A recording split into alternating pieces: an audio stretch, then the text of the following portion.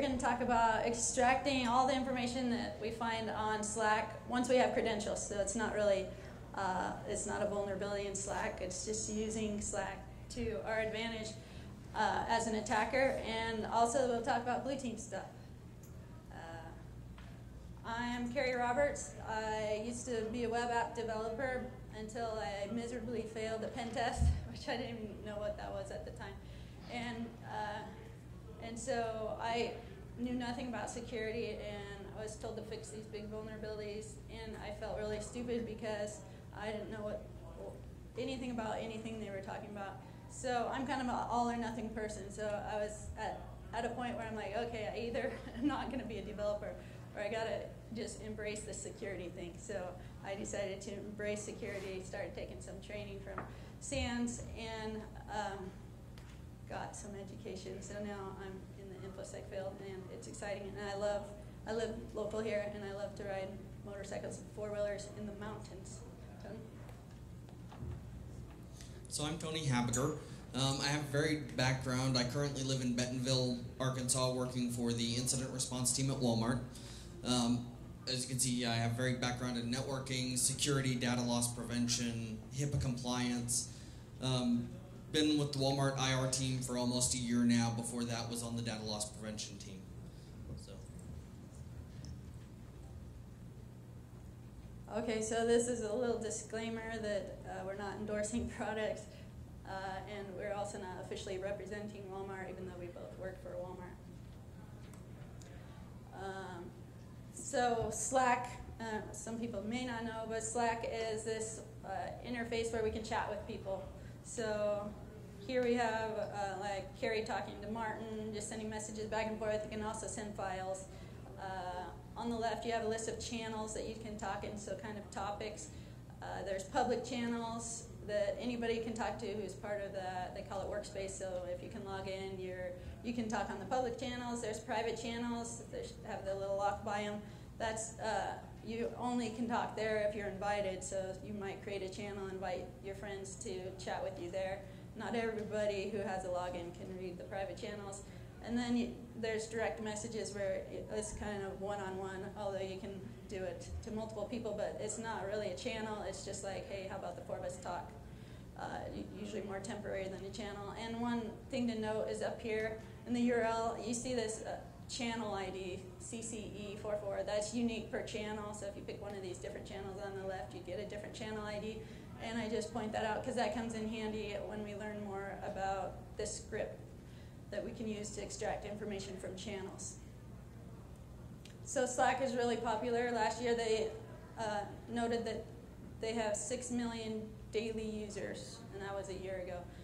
There's over 50,000 teams paying to use the Slack service, although you can also use it for free. And 43% of the largest 100 companies in the nation use Slack, so it's widely used.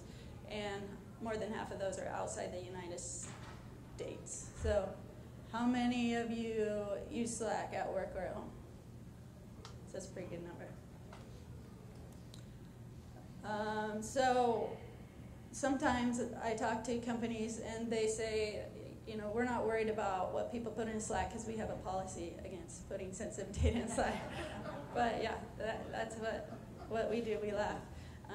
Because the policy, you know, it's just so easy to share information on Slack that it's easy to drag and drop that file in, you know, full of passwords, or to type, you know, somebody say, hey, Joe, what's the password for this Wi-Fi or system? So there is a lot of sensitive information in there, even if your work has a policy against it, that an attacker might be interested in extracting.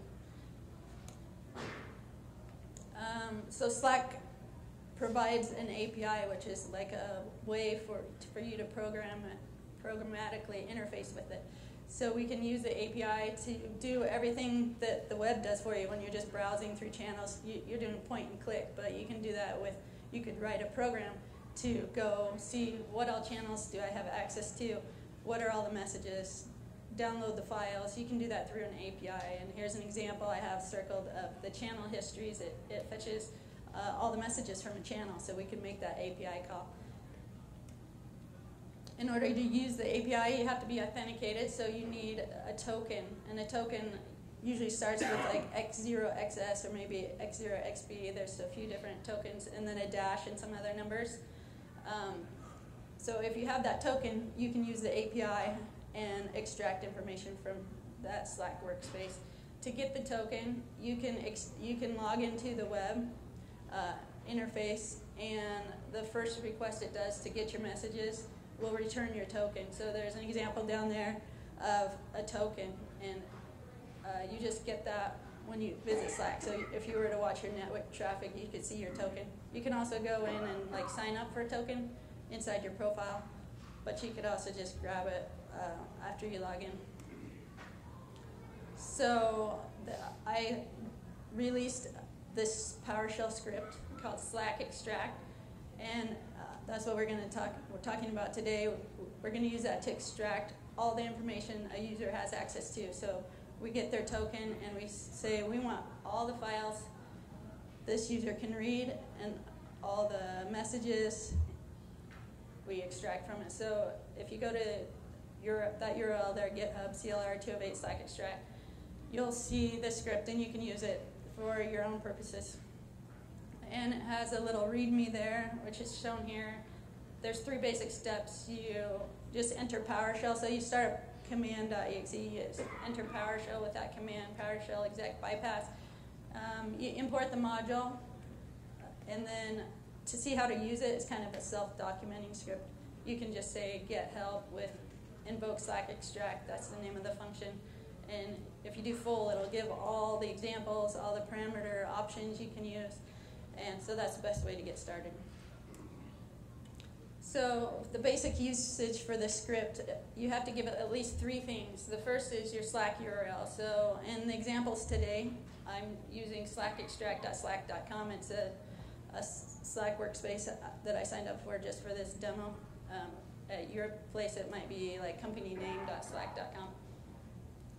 An output folder name, so where you want all this data to go into when you download it. By default, it goes into your documents directory, into a folder called Slack Extract, and then inside of that, whatever name you give it. So today, for the examples, we'll call that My Extraction. So we'll see a folder created with that name. And the last thing we give it is our authentication. So again, this isn't a hack of Slack, but we're actually doing this as an authenticated user. The only hack would be is if we stole those credentials from someone else, which is typically what I would do on a red team, was to borrow those from somebody. For the authentication, we can either give it what I call the D cookie, because Slack has a cookie, and the name of the cookie is the letter D, so it's the D cookie, and it's your session cookie. You can think of it as the temporary password that your browser keeps for you, so you only have to log in once, and then every subsequent request, your browser is handing over this temporary password or this D cookie, which says, yeah, this person's really logged in, don't make them enter their password every time. So you can give them the D cookie, you can give the script the D cookie, and it will exchange that for the token. Or you can just give it the token itself if you've gotten that some other way. So how do we get our, this is just an example of exchanging the D cookie for the token. So all we have to do if we have the D cookie, and we'll talk about how to get that next, is make a request to workspace.slack.com/messages, and in response you get that XOXX token back. And that's, we can use either one of those pieces of authentication for this script. So how do we get the D cookie?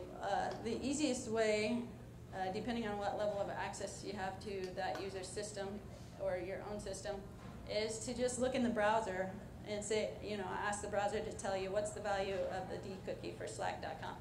And I've got a demo video of that next. There's also ways to do it like from a command line interface. Maybe you don't have graphical access to your victim. You only have command line access. Here's some examples of using PowerShell to extract it from Chrome or from Windows. And you don't have to try to write that down, but those commands are on the wiki. So if you go to the GitHub repository, there's a wiki, and there's a lot of information about how to get these D cookies or these session cookies.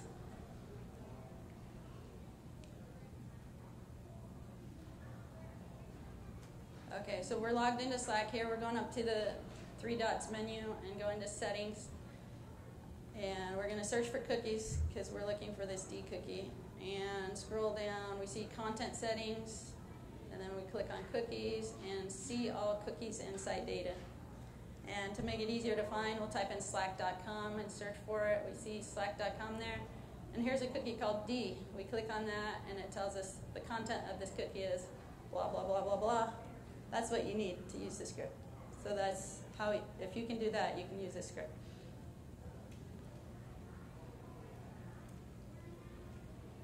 Okay, so here's an example of, so we've started up PowerShell, we've imported the module, and now we can call it with invoke-/slack extract. We give it those 3 required parameters. We give it an output folder name, so my extraction. We give it our Slack URL, and we give it either the D cookie or the API token. Here we're giving it the D cookie, and I put a ... because it's so long and ugly, I didn't want to put the whole thing on there, but that's actually a big long cookie there. So if we were to run that with a valid D cookie, we would get a folder in our documents directory called Slack extract, and then it makes this my extraction folder. And inside that folder, we're inside of one of these channels. So remember at the beginning, the URL had a channel ID, so maybe the general channel has this ID, the random channel has another ID. So we're inside of one of these channels. You'll get a directory for every channel the user has access to. So usually people have access to a lot of channels. Inside of each channel, you have a folder full of files, so all the files that has been uploaded to that channel, and a folder full of messages. And those messages are written to disk as JSON files. So right down here, you see each one of these is a message with some details about who posted that message and when it was posted. Part of the file name is a timestamp, so if you sort by file name, you'll be reading messages in order. And then bottom right, you see one example of one of the JSON messages, which tells you who uploaded it, when, and the message in this case was any news about the carnival next month. So this makes it easy to do offline searching of the data from Slack. If you're familiar with using Slack, if you want to read more than the last few messages, you got to scroll up, and it loads it as you're scrolling up, and it's really slow, and that's slow to read through, look through, and search through. Especially downloading files is slow that way. So it also creates this meta folder, which is kind of the data about the channels, like what's the channel name and stuff. So inside the meta folder, we've got the channels meta, and so that's information about channels. So you get one JSON file for each channel, and that has information like the name of the channel, the topic, the purpose, whether it's public, private, what it used to be called, when it was created. And at the end, it rolls this all up into Excel file, a CSV file, so that you could open this up in Excel and you have a big list of all the channels and their topics, and you could look through for ones that sound the most interesting, and maybe you want to go to those channels and search for sensitive information. I said that you run this and it downloads all files and messages, but actually there's some default limits, but you can change that to be bigger.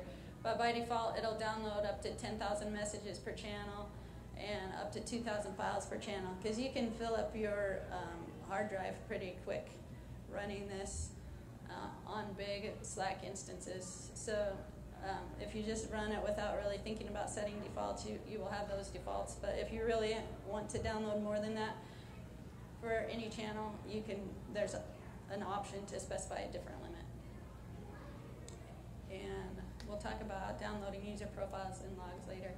So when I gain access to a user on Slack, when I'm doing my testing, I'm interested in finding out who else works for this company. So a really typical scenario for me, if I'm testing a company, is I go to LinkedIn and get a list of everybody who says they work for this company. So maybe I figure out there's like 300 people that claim to work for this company, and then I turn that into like first initial with last name as a username, and I try to log into Slack with those usernames. So I'm trying to guess a password for one of those 300 users. So maybe they're using like fall 2018, because that's common for people to use season and year combinations. So I'll guess a few passwords for those 300 users and eventually get in. And as soon as I get into Slack, I'm interested in that whole, all the users. Because if I had a bigger username list than what I got from LinkedIn, then my chances, like maybe if I guessed, if fall 2018 was good for 1 in 300 people, and now I have 3,000 valid usernames, and I try that again, you know, I'm probably going to get 10. There's 10 times the user, so I'll probably get into 10 user accounts. So when I get access to Slack, I want to extract the user profiles, because that tells me every user in that Slack workspace. So now I have a very good, long, valid list of usernames for my password guessing. So one option we can do with invoke Slack extract is we give it the dash extract users flag, and in this case we limit the users to 1,000. That's just to show you how to change those default limits. And then the ... is really the fact that we still need to provide the URL, the output folder, and the dcookie or token, but I didn't want to type that there. So for that, we end up with inside the meta directory, we have a users folder. And inside the user folder, again, is a JSON file for every user, and it's named according to their user ID, this unique alphanumeric here. And each one of those JSONs, if you look on the left, it has a lot of details about that user, which I can't even read because I'm getting old. But it has like the profile image and their time zone and their name, display name, whether they're admin.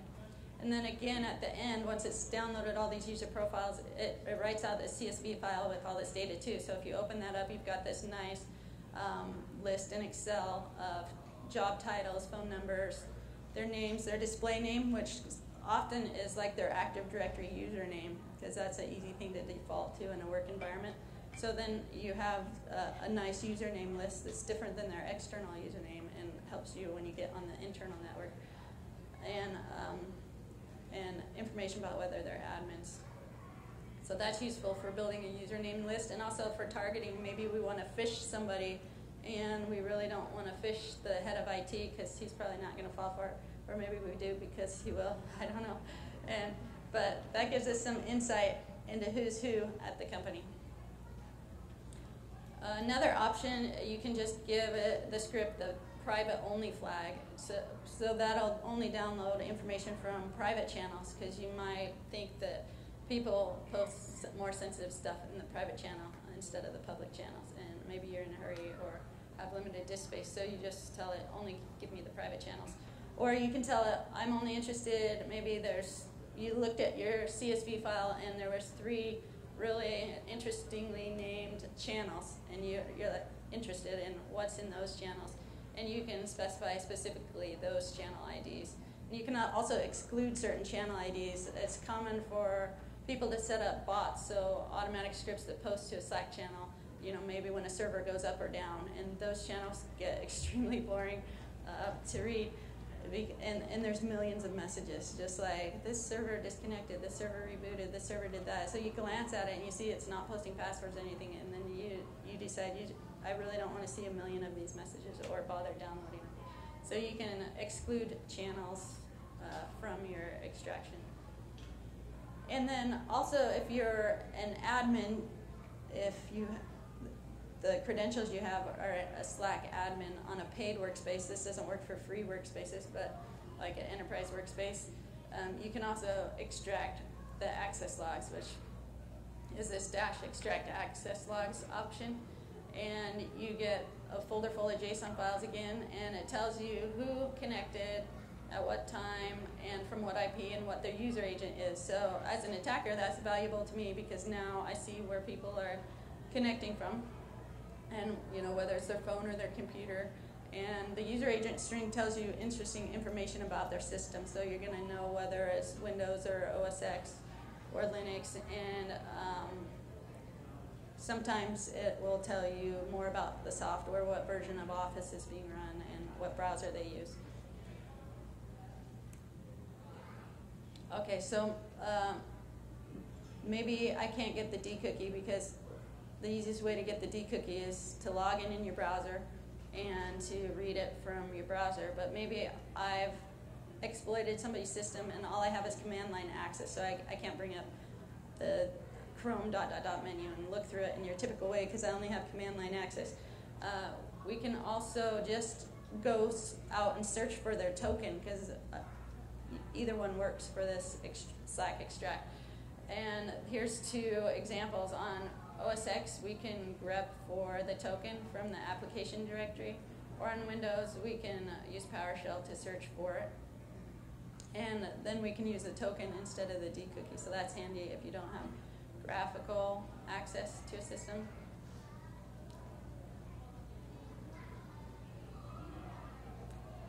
Okay, so here's a demo of that whole thing working. And okay, so we're logged into this Slack extract workspace over here on the right, and we've got a general channel which has like a picture of a carnival and this weird mask thing. And then we've got a random channel, and it's got the bluebird and some stickers and a pink unicorn, pink rainbow unicorn. That's important. So over on the left, we see I using an option to write to the temp directory instead of the documents folder in this case. So we'll bring up the command prompt. We've already imported Slack extract, so now we can just call invoke Slack extract. We give it the Slack URL of slackextract.slack.com, an output folder of my extraction. And when we run this on the left, you'll see that folder pop up. And then we're telling it to put it in the ctemp directory instead of the default my documents. And then we give it our token.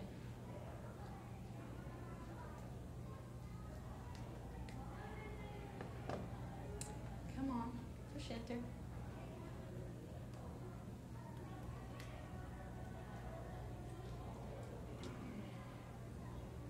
Okay, so here Slack extract showed up on the left, and then my extraction, we get a folder for every channel, and inside the folder we see a folder for files and messages. We got all the messages for that channel there. This is small workspace. And inside files, we'll see those files pop up as it downloads. It downloads all messages from all channels first and files last. So there we saw the pink unicorn show up. We can go over to the random channel. Here we're downloading those images from the random channel. They were higher resolution, so it takes a minute, but there's the carnival and the image. So now we have many gigabytes of information that's probably sensitive to the company that, in my case, that I'm testing. And, I think I better talk about this since it's not waiting for me. We're also going to extract users. So I added, you can see over here on the right, I added a dash extract users. And now I've got a users directory, and I can open up the all users, and I see that spreadsheet full of, here's all the users of this workspace, and their title, if they've entered that for the profile, their real usernames, their images. So that's handy. So now I have an offline copy of this data. I can look through and see if any files are called password.txt or anything, or I can search through the text and look for the word password, or for Amazon S3 keys or anything that might be sensitive in that environment.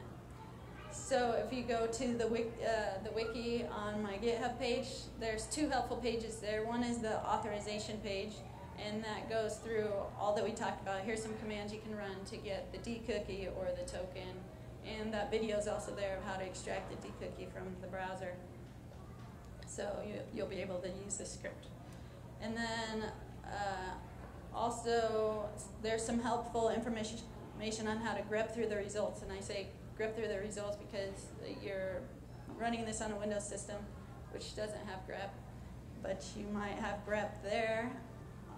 You might have installed the Ubuntu app or something and have grep, but the problem is the script writes in default PowerShell output format formatting, which is UTF-16. So if you grep for a word that you know is in there because you can see it, it just doesn't return it and makes you really frustrated. But so I give some helpful hints on that wiki page of how to basically use PowerShell to do grep for you, because it understands that format. Or you could change the script to output in ASCII if you wanted instead. But here's useful searches you might want to do and examples of how to grep with PowerShell. So if you wanted to extract all the usernames, you could use this PowerShell where you recursively go through the directory you're in and select name from the user's directory. Or you could extract email addresses, you could extract job titles and names, and write just the names to a file. So I like that one because now I can take that list of names and go back and password spray again on some external portal and have more success with a bigger username list. And then, yeah, okay. So the advantages of using Slack Extract are we quickly get all the data on our system. So if we lose access, we still have all that data. Also, there's a potential that the network defenders, have queued up some keywords if they see people searching for password through the web interface, because that goes through Slack itself. If they see people searching for these sensitive words, they might alert. So as a red teamer, I want to avoid searching for things that might alert, and if I do that offline, they won't see what I'm looking for.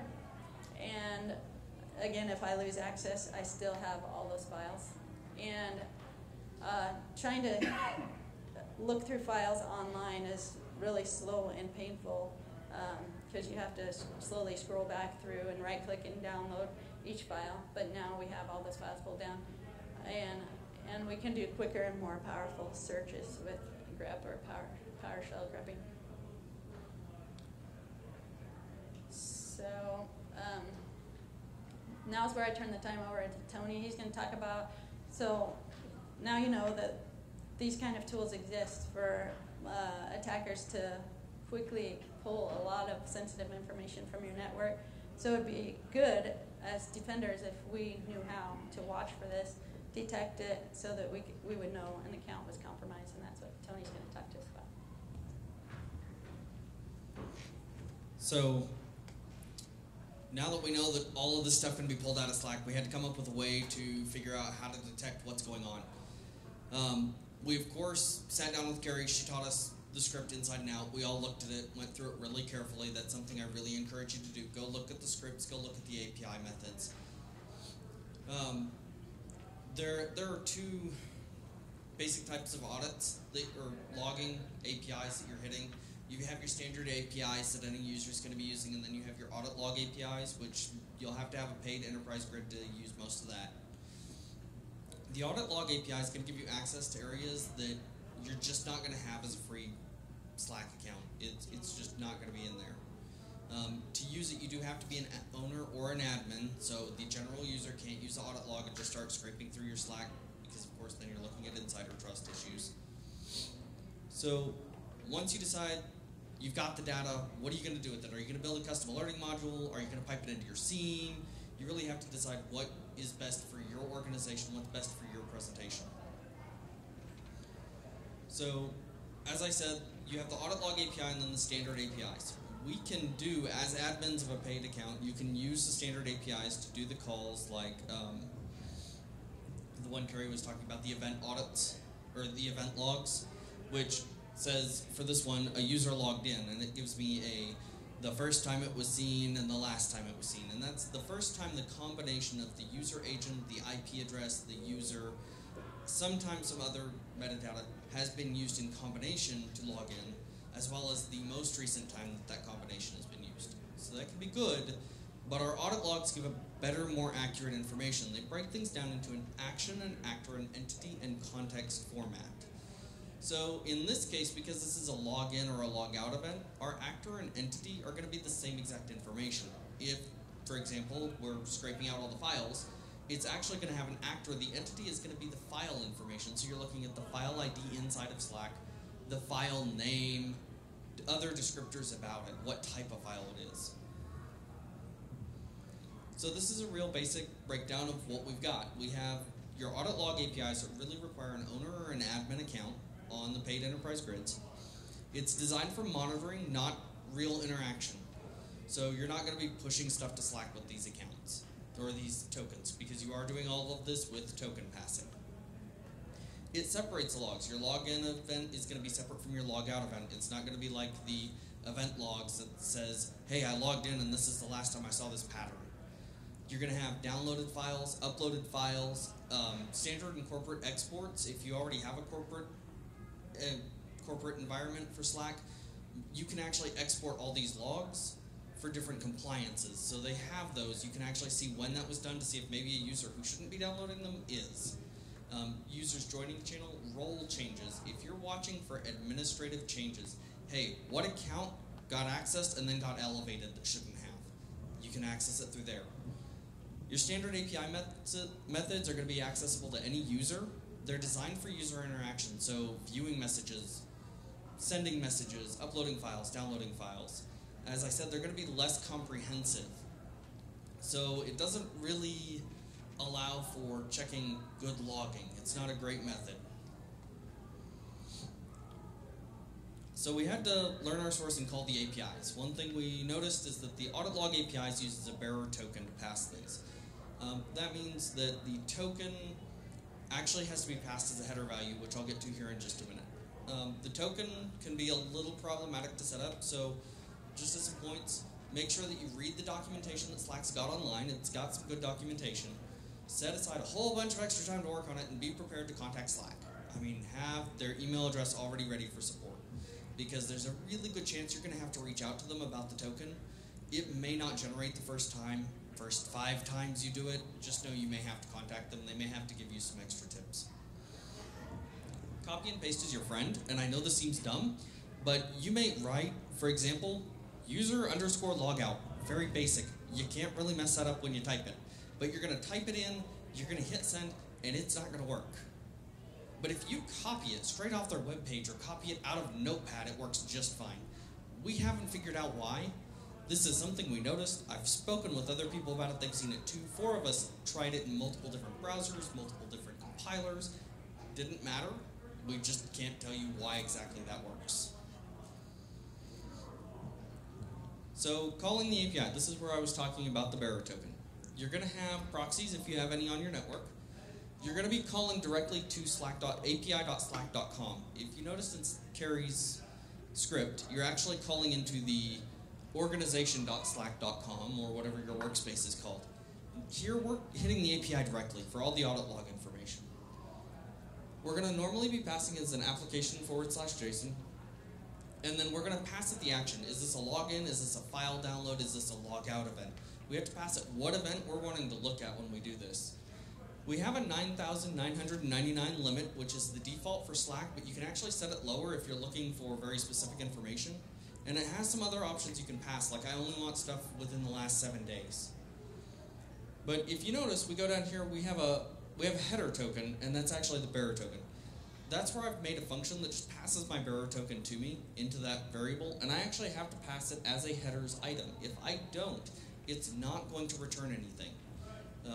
This was consistent, not only here in Python, but also in our Powershell. We went through and recreated this with Powershell just because some people don't like Python, some people like Powershell. We'll give it to you in both. So here, if you notice, I've got a headers item, or a headers variable, and I actually add that token as an extra item. I can't add it on the same line. I can't just shove everything into it. It didn't want to return that way. If I add it as a separate item, when we go through here, we minus headers, works just fine. And as you can see, just from the PowerShell, you'll see the results down here. We get a 200 back, and then we start getting the JSON format under the content. We get that with the Python also, but it's going to be piped into a variable normally. So if we take this information either from PowerShell or Python, pipe it into a simple text document or a JSON document, you'll see the exact same type of output we're looking at with Carrie's script. And you're going to see this is broken down into the actor, the entity, the context. All of it breaks down. You also have your user agent at the bottom, and a lot of the times you're going to have the login IP. So for login, logout, you're going to see that external IP where they connected from. That can be a good indicator. So once we had the data, we had to figure out what to do with it. What are we going to do with it? Slack generally uses a structured database. So, of course, most people think, hey, SQL is the way to go. But it's not. Every now and then Slack will go through and they're like, hey, we didn't include this item that's really important for logging, so we're going to add it to the structure. That's great unless you're using a structured database, then you have to go rebuild the tables and add a new column. So we went with Kibana. What are we going to do with our results? We're going to pipe it into Kibana and we're going to look at it, and we're going to use Elasticsearch. So we took our Elasticsearch and our Kibana, and if you can see here, you can see a real quick pattern we could review. Okay, we know the weeks are busier. We can see that. We're having to key off of file downloads for this specific instance because we're looking for identifiers. So if we're wanting to really quickly view, hey, who are our top talkers? Who downloads the most files? We could very quickly in Kibana switch over to a visualization tab. Say, give me all the information on the count of the users. So here you can actually see the user ID, which we'll get to here in a second, as well as a count of how many files each person downloaded. So when we're looking at it, the user ID was our key item. We had to figure out what can we key off of, what doesn't change. The user ID field happened to be it. And as you can see in some of our testing here, we have this user ID up here that ends in DS8, and they downloaded 741 files in 30 minutes. Most users aren't going to be able to right-click and download that many files that fast ever. So we went down and we added some information. I want to know what the username is associated with this ID because I don't know who it is. So I said, let's take a look at that. And all of a sudden, it's Carrie Roberts. And it's compliance exports. And it's Tony Habiger's metric script, please ignore. And not Carrie Roberts. So we knew it was Carrie. If she changes her email, if the user changes their email, their ID, or their username, we're going to notice based off that ID. So a clever adversary might go in here and name something compliance exports, because that's a bot, you would expect it to be a bot. But it's not, it's an actual user ID. So that's a way we can look at all of the data we've seen. If we see an uptick all of a sudden, who had this ID 6 months ago? Because that's probably going to be the actual user. So we decided we wanted to build some custom alerting with ours. Before we go piping it into a scene, let's make sure that we're triggering on the right information. So we actually went in here and built with Python a very simple custom alerting module. We looked at the data to start off with and said, hey, what can we see that we know for a fact is a flat-out false positive? Let's not look at any of that. Then we went through and said, okay, how can we start tuning this to see only true positives or more true positives? So we built a basic alerting rule, and then we built a basic email system. And all it does is say, hey, when the alert triggers, email me something. And I made it extremely simple. All I wanted to do was see what was coming in, get the alerts, that way we can act on them and move. So I literally only get the ID and how many files are downloaded. That's it. It doesn't have to be fancy. It just has to be functional. Once I do that, I can pop into my Kibana workspace. Simple thing. Pop in the user ID, narrow down the time field. What do I have? I have Carrie Roberts downloading 1,000 files. So I know that somebody just ran a script with Carrie Roberts' ID, just pulled down 1,000 files. It was a very quick, easy thing to do. We could do it every 5 minutes if we wanted, or even more. So automation. When you're going through, I've been talking about the different types of APIs, and we're primarily focused on the audit log API. When you build an audit log API token, you actually agree with Slack that you will not hard code this token anywhere, which is one thing we had to do. We could not put it in our straight up scripts. You can't hard code them. So we had to keep that in mind. We also had to keep in mind that we're going to have to regularly, as a blue team, rotate these tokens, because these tokens can scrape from any single channel all user information. We can collect significantly more information. You have to keep them safe. One way is treat it like a password, rotate it. So automate what we can. That seems like a no-brainer. We automated everything we could. We automated the script to go out and call the APIs. We automated it, putting it into the databases, and then we automated the alerting system. Then that allowed us to look at the very quick and very messy sometimes alerts we were getting that were blatant false positives. I mean, some of them you could see and you're like, why are there 20,000 downloads? Oh, I see why there are 20,000 downloads. That's normal. That's completely legitimate. So we did have some hurdles with this whole process. Not all the API logs are called. When I said that we were focused more on the files downloads, that's because the message downloads weren't logged. So there are some APIs that aren't logged. They can be called to, we can't detect it. Slack's already aware of this and has been working on this, but like as Carrie and I said, we can't speak on behalf of anybody. All we can tell you is the limited knowledge we have. So optimize your data from the start. When you're building a database, a large database, as anybody can tell you, is going to start being harder and harder to query.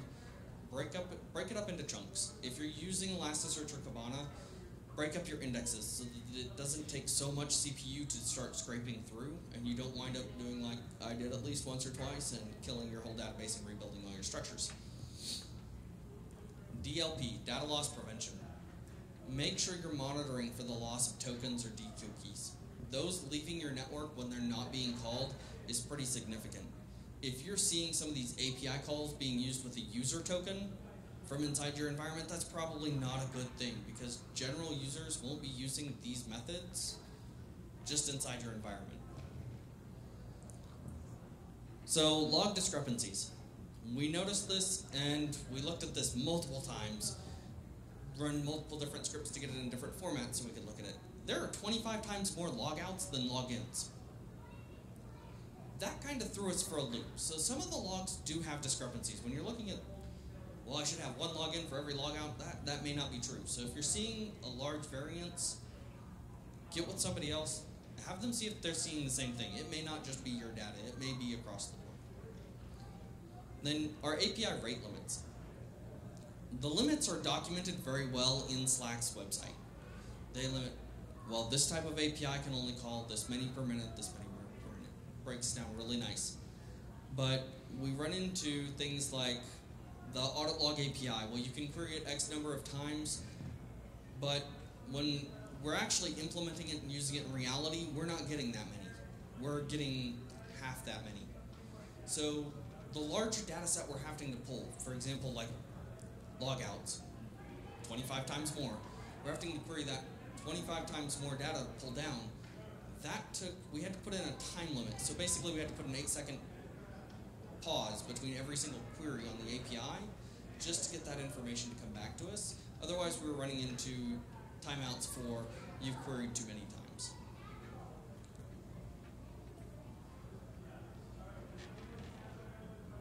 So that kind of wraps up the detection side of it.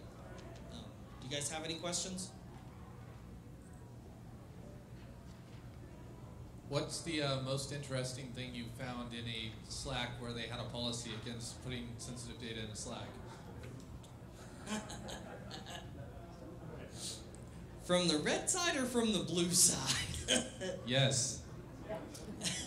From the blue side, we've seen everything from tokens, credentials, direct server IPs, internal links, external links, information for external services.